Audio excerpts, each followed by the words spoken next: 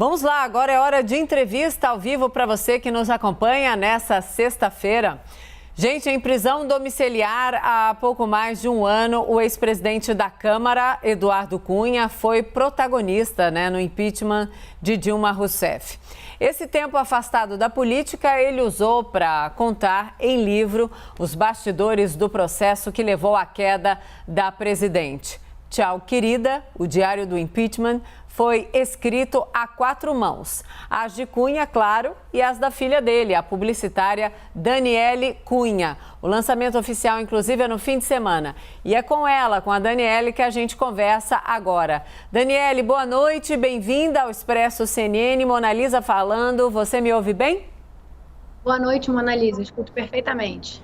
Bom, muito obrigada por aceitar aí o nosso convite. Claro, comigo, o Caio Junqueira, o nosso cicerone aí da entrevista e do contato. Daniele, seu pai diz no livro que poderia ter evitado o processo e que o rompimento com o PT foi um erro que o obrigou a arcar com as consequências. Dá pra gente dizer que 5 anos depois do processo que levou à queda de Dilma, ele está pedindo desculpas para o PT, para Lula e para Dilma? De forma alguma. O processo ficou muito claro, o acerto da condução do processo de impeachment, as consequências disso, inclusive foi um reflexo das eleições no ano passado, e mais do que nunca temos a certeza de que não um pedido de desculpas, mas sim um tchau, querida. De fato, foi muito mais oportuno. Caio, chega na conversa. Daniele, boa noite. Daniele, muitas coisas aí que estão no livro, eram percepções nossas da imprensa, cobrindo aquela época em Brasília, e uma percepção que eu sempre tive é que o impeachment entrou em 2016 como algo irreversível, principalmente depois que o Sérgio Moro, divulgou o áudio da conversa com a então presidente Dilma Rousseff. Mas me chama a atenção no livro, que inclusive está aqui, é que o então presidente da Câmara, Eduardo Cunha, seu pai, ele diz que no processo de votação ele mesmo tinha dúvidas do impeachment, já naquele fim de semana do dia 17 de abril, e que um dado que passou meio que desapercebido, mas que na avaliação dele, ele cita isso várias vezes no livro, em um capítulo especificamente, que foi crucial para a vitória, foi o lance de impedir uma segunda chamada para a votação, para travar o assédio do governo Dilma aos deputados. A gente pode dizer que, sem uma decisão regimental, que parece uma coisa ali chata, difícil até de cobrir para a gente, que cobre jornalismo político, se não fosse uma decisão regimental, naquele final de semana, do dia 17 de abril, a Dilma não teria caído?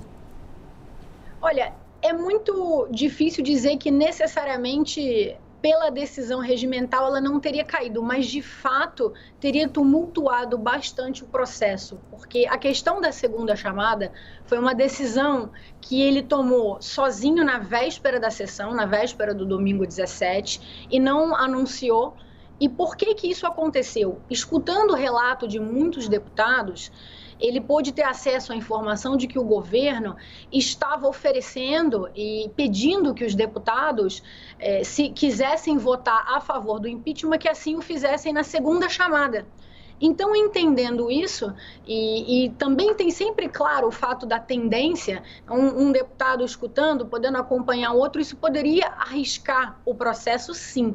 Então, nesse momento, ele toma a decisão, são 2 decisões, na verdade. A primeira de fazer a chamada por estado, e dentro do seu respectivo estado de fazer por ordem nominal, mas na sequência, sem as pessoas saberem, ele realizava a segunda chamada na conclusão da chamada da votação do estado. Então, não permitindo que quem talvez quisesse ter uma dupla posição, digamos assim, não permitindo que assim pudesse o fazer. Daniele, no livro, o seu pai, Eduardo Cunha, afirma que o vice-presidente Michel Temer trabalhou pesado, aliadoamente pelo impeachment e que negociou cargos no governo antes mesmo da saída de Dilma. Então, todo aquele estremecimento, todas aquelas bicadas ali entre a ex-presidente Dilma e o ex-presidente Michel Temer tinha uma razão efetiva de ser, sim, o ex-presidente estava ali, de fato, trabalhando forte para que ela caísse? O vice, né, na época. Claro. Não, sem sombra de dúvida. De fato, quando o ex-presidente Temer assume a articulação política, ele de fato foi sabotado pelo governo nesse processo da articulação política. Porém, a partir do momento em que ele sai, inclusive a decisão, o momento em que faz com que ele abandone a articulação política foi um fato que se deu num jantar na casa do Romero Jucá junto com o Aécio Neves. Então, ali sai... Ele abandona a articulação política e passa a trabalhar com avidez para o impeachment. Então, nos causa muita surpresa as, enfim, eventuais alegações de que ele não teria tido participação, pois a negociação ela era muito simples. O governo oferecia e o ex-presidente Michel Temer tinha condição de oferecer a mesma coisa, mas num quadro e num cenário político onde se via uma conjuntura crescente, tanto da rua, quanto de movimentos, quanto do mercado, desejando a saída da ex-presidente Dilma Rousseff. Então, ele teve a condição de negociar e a condição de negociar muito bem, diga-se de passagem.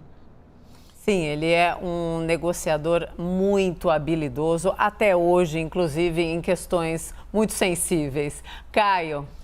Dani, no livro, o papel do judiciário no impeachment tem dois aspectos na minha avaliação. Um, o papel do Sérgio Moro, do juiz Sérgio Moro, fundamental para o impeachment. Segundo, o próprio Eduardo Cunha e você relatam, né, em 3 atos: prisão do marqueteiro João Santana, condução coercitiva do Lula e o vazamento dos diálogos da Dilma e do Lula, né? Até na página 559 do livro, vocês dizem que o Moro era um político trajado de juiz. Por outro lado, tem o Supremo, que a todo instante vocês colocam que tentou atrapalhar o impeachment, né? Eu te pergunto, qual que é o papel, na sua percepção, na percepção do seu pai, qual foi o papel do judiciário brasileiro na queda da Dilma?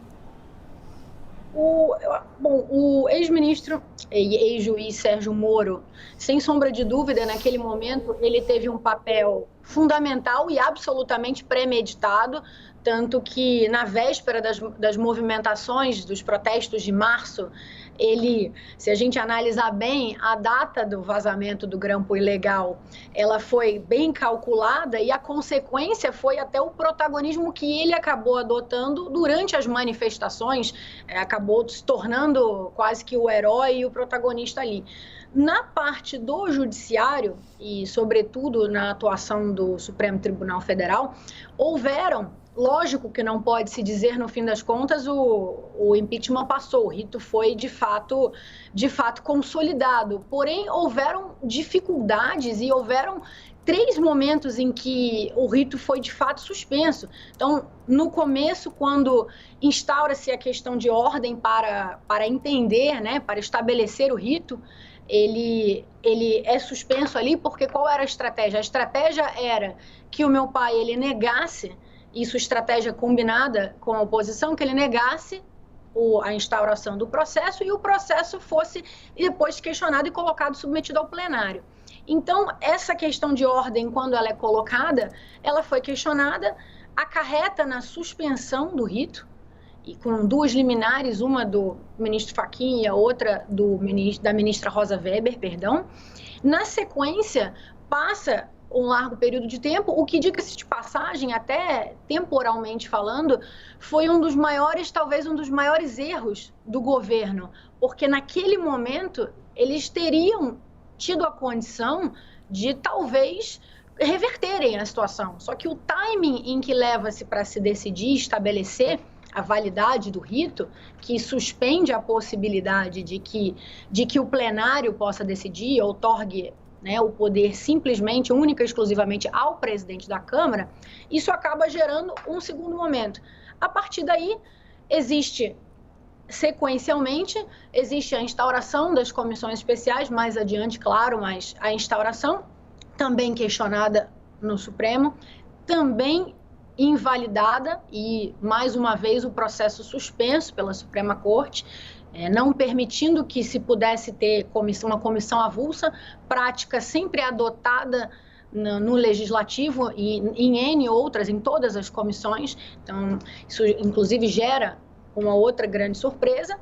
E, mais uma vez, num terceiro momento, aí já foi após a resolução da comissão especial e antes de votar em plenário, mais uma vez uma série de questões de ordem são feitas, só que dessa vez a situação já estava tão aflorada, digamos assim, que aí o Supremo, de fato, nas questões, decidiu, empatado na maioria das questões questionadas, inclusive questionando o rito, questionando ordem de chamada nesse terceiro momento, ali o Supremo, de fato, decide em prol do rito, em prol da sessão, em prol do plenário. Mas houveram, sim, três momentos em que se interferiu no processo de impeachment. Ô Dani, traz um bastidor aí que não é do livro. O que seu pai acha de Jair Bolsonaro e do governo Jair Bolsonaro? Se você puder contar, claro, pra gente, por gentileza. Veja, é muito difícil você tecer uma análise, primeiro de fora e, sobretudo, em pandemia. A gente está falando de um cenário, e não só isso. Primeiro, o presidente Bolsonaro herda uma série de problemas fiscais, econômicos do PT, então ele já começa com essa dificuldade. Na sequência, ele com pouco tempo de mandato, começa uma pandemia. Então é muito difícil julgar o momento atual e como seria se a gente não estivesse passando pelo que passa. Dito isso, ele sim há grandes tentativas de governabilidade, de progresso, e ele de fato vem conquistando muitos feitos, o que não significa que não há erros, sobretudo, talvez e principalmente mais na forma de comunicação, talvez, do que de fato nas ações realizadas. Então, mesmo nessa dificuldade de se tecer uma análise no cenário atual, essa talvez seria a principal avaliação, de que há bons feitos, há grandes feitos sim, mesmo nessa dificuldade, porém ainda com necessidade de melhorar. Daniele Cunha, muito obrigada pelo tempo aqui conosco, por falar então aí sobre o livro, por trazer também bastidores. Boa sorte aí no lançamento e até uma próxima. Boa noite para você. Lisa, muito obrigada, Caio. Muito obrigada e boa noite. Obrigada, Caio.